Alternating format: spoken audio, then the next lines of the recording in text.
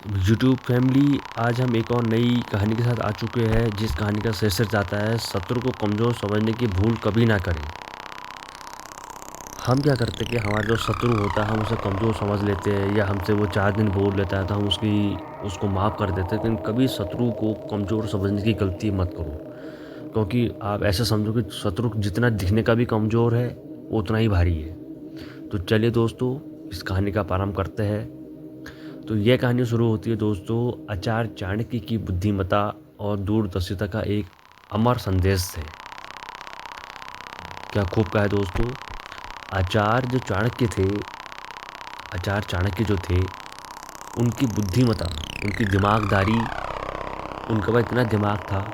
और दूरदर्शिता मतलब वो दूर से ही इंसान को दर्शा लेते थे कि ये इंसान कैसा है, इसका व्यवहार क्या है, इसके मन में क्या चल रहा है दूसरे के। तो दूरदर्शिता का एक अमर संदेश है, शत्रु को कभी कमज़ोर मत समझो।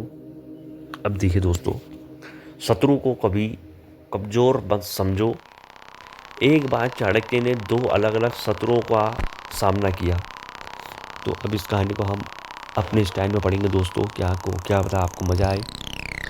तो बुद्धिमत्ता और दूरदर्शिता का मैंने आपको उदाहरण दे दिया दोस्तों कि बुद्धिमत्ता दिमागदार और दूरदर्शिता वो देख कर दूर से पहचान लेते थे कि ये इंसान कैसा, किस व्यवहार का है, ये क्या करने वाला है। का एक अमर संदेश उन्होंने दिया, एक पैगाम दिया, एक संदेश दिया। शत्रु को कभी कमज़ोर मत समझो। आप ये मत समझो कि भाई शत्रु है, ये मेरा कुछ नहीं कर पाएगा, वो बहुत हानिकारक होता है दोस्तों। शत्रु को कभी कमज़ोर मत समझो। एक बार चाणक्य ने 2 अलग अलग शत्रुओं का सामना किया।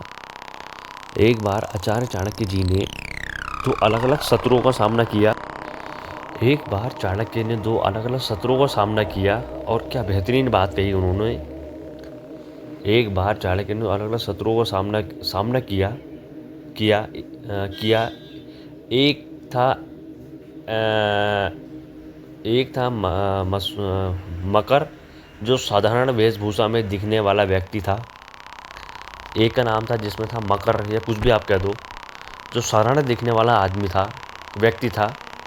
और दूसरा था श्रीकांत, जो अपनी शक्ति और प्रभाव से सभी को प्रभावित करता था। और एक था श्रीकांत जो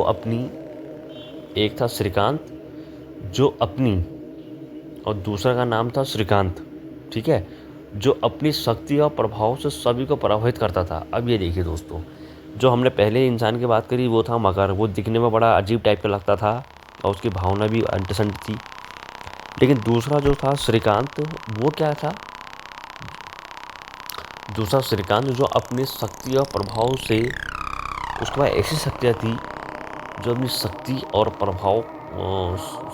प्रभाव से सभी को, कोई भी इंसान है, सभी को प्रभावित करता था। ये देखिए दोस्तों, क्या खूब बात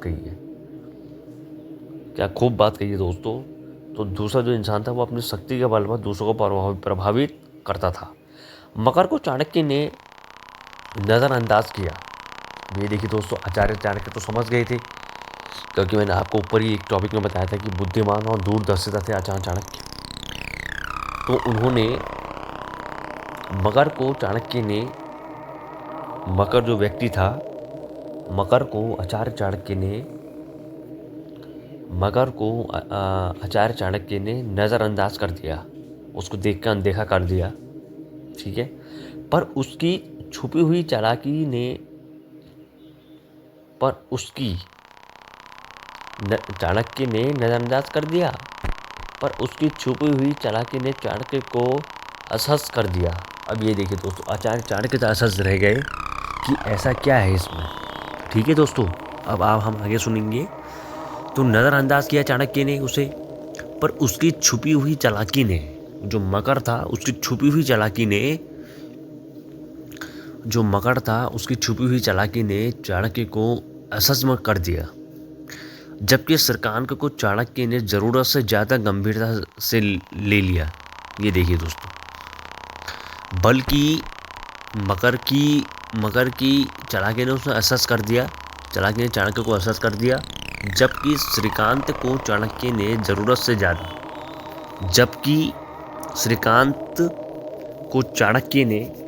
जो दूसरा व्यक्ति था ना श्रीकांत, उसको आचार्य चाणक्य ने ज़रूरत से ज़्यादा गंभीरता से ले लिया।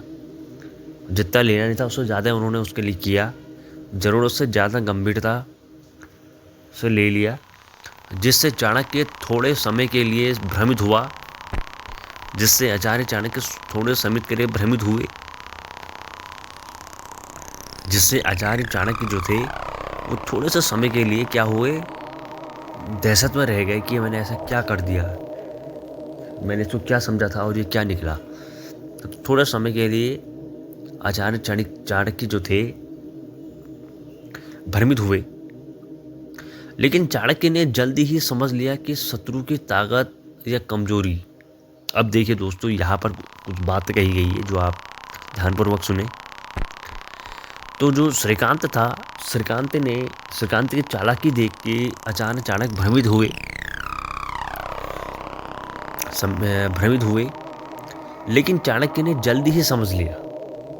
अब देखिए दोस्तों, लेकिन आचार्य जो चाणक्य थे उन्होंने जल्दी समझ लिया, उन्होंने कोई देर नहीं करी, लेकिन चाणक्य ने जल्दी समझ लिया कि शत्रु की ताकत, जो शत्रु है, जो दुश्मन है, कि शत्रु की ताकत या कमजोरी, उसकी ताकत या उसकी कमजोरी उसके बाहरी स्वरूप से नहीं, उसकी नीति और मंशा से आंकी जानी चाहिए। ये देखिए दोस्तों, जो मैंने आपको ऊपर ही बोला था कि आचार्य चाणक्य दूरदर्शिता थे, वो इंसान को समझ लेते थे कि इंसान के मन में क्या चल रहा है, ये क्या करने वाला है।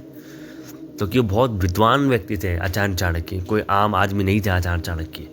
तो चलिए दोस्तों, तो मैंने आपको क्या बताया, तो कमजोरी उसके बाहरी स्वरूप से नहीं, उसकी नीति और मंशा से आंकी जानी चाहिए।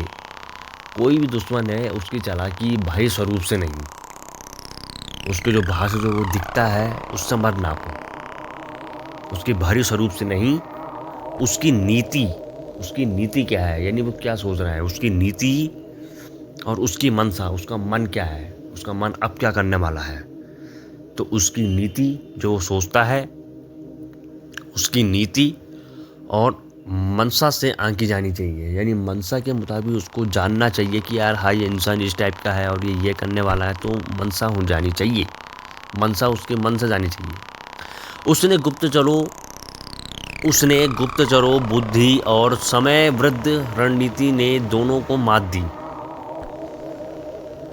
उसने गुप्तचरों, बुद्धि और समय वृद्ध, अब उसने क्या करा, उसने बुद्धि के बल पर और समय वृद्ध रणनीति से दोनों को मात दी, और यह सिद्ध कर दिया कि सच्चा विजेता वही होता है। अब देखिए दोस्तों, उसने क्या करा, उसने बुद्धि और समय वृद्ध दोनों को मात दी, बुद्धि के बल पर, और जो हम कहते हैं ना समय जा रहा है, और जो समय को तंग, दोनों को मात दी, और यह सिद्ध कर दिखाया। और यह सिद्ध आज के ज़माने में हम प्रूफ कहते हैं, तो यह सिद्ध कर दिखाया कि सच्चा विजेता, और उन्होंने यह सिद्ध कर दिखाया कि सच्चा विजेता वही होता है। आचार्य चाणक्य ने कितना खूब कहा दोस्तों। आचार्य चाणक्य अलग इंसान थे, तो उन्होंने यह सिद्ध कर दिखाया वही है जो हर शत्रु को समझदारी से परखता है, वही होता है जो हर शत्रु को समझदारी से परखता है, ना कि केवल अनुमान से। सच्चा खिलाड़ी वही होता है दोस्तों जो अपने दुश्मन को अंदर से परखता है, बाहर से नहीं परखता है, ना कि केवल अनुमान से, क्योंकि हमारा अनुमान कभी कभी गलत हो सकता है दोस्तों, तो केवल अनुमान से, ठीक है। अतः चाणक्य ने चंद्रगुप्त को सम्राट बना मौर्य समाज की नींव रखी। ये देखिए दोस्तों, अंत में उन्होंने क्या करा, चाणक्य ने चंद्रगुप्त को, और आपने वो सीरियल भी देखा होगा चंद्रगुप्त, तो आचार्य ने चंद्रगुप्त को सम्राट माने राजा, चंद्रगुप्त को राजा बना मौर्य साम्राज्य, उस समय मौर्य साम्राज्य था, ठीक है दोस्तों। चंद्रगुप्त को राजा बना के मौर्य समाज की नींव रखी, क्या ज़बरदस्त बात कही है भाई साहब। बनाकर आचार्य साम्राज्य ने नींव रखी और यह अमिट सीख दी। अमिट माने बहुत महत्वपूर्ण, अमिट की नींव रखी और यह अमिट सीख दी, शत्रु चाहे जैसा भी दिखे। अब इसको ध्यान से पढ़ो। आपने पूरी कहानी में मेरी सुनी हो चाहे ना सुनी, लेकिन इस कहानी का मेन मुद्दा है, शत्रु चाहे जैसा भी दिखे,